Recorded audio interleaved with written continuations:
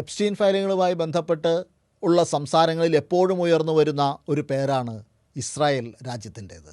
ഒരു ആരോപണമായോ ഗൂഢാലോചനയായോ ഒന്നുമല്ല, കൃത്യമായി രേഖപ്പെടുത്തപ്പെട്ട ഡോക്യുമെൻറ്റുകളുടെ അടിസ്ഥാനത്തിലാണ് ഇസ്രായേലിൻ്റെ പേര് ഉയർന്നു വരുന്നത്. ഇസ്രായേലുമായി ആഴത്തിലുള്ള രാഷ്ട്രീയ, സാമ്പത്തിക, സാമൂഹിക ബന്ധങ്ങളുള്ള മീഡിയ ടൈക്കൂൺ റോബർട്ട് മാക്സ്വെല്ലിൻ്റെ മകൾ ഗിസ്ലൈൻ മാക്സ്വെല്ലുമായി അടുത്ത ബന്ധം എപ്സ്റ്റീൻ പുലർത്തിയിരുന്നു. റോബർട്ട് മാക്സ്വെല്ല് ഇസ്രായേൽ രാജ്യം പരസ്യമായി ആദരിച്ചിട്ടുള്ള വ്യക്തിയാണ്.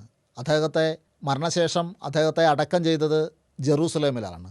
അദ്ദേഹത്തിൻ്റെ സംസ്കാര ചടങ്ങിൽ ഇസ്രായേൽ പ്രധാനമന്ത്രിയും മറ്റ് മന്ത്രിമാരും ഇൻ്റലിജൻസ് ഓഫീസർമാരും രാഷ്ട്രീയ നേതാക്കളുമെല്ലാം പങ്കെടുത്തിരുന്നു.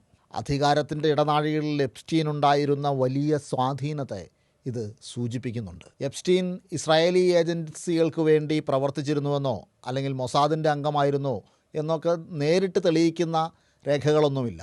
പക്ഷേ വെരിഫൈ ചെയ്യപ്പെട്ട ചില വിവരങ്ങളുണ്ട്. എപ്സ്റ്റീൻ നിരവധി തവണ ഇസ്രായേൽ സന്ദർശിച്ചിരുന്നു. ഇസ്രായേലിലെ അക്കാഡമിക്സിനെയും ശാസ്ത്രജ്ഞന്മാരെയും രാഷ്ട്രീയ നേതാക്കളെയും എല്ലാം അദ്ദേഹം നിരന്തരം ബന്ധപ്പെട്ടിരുന്നു.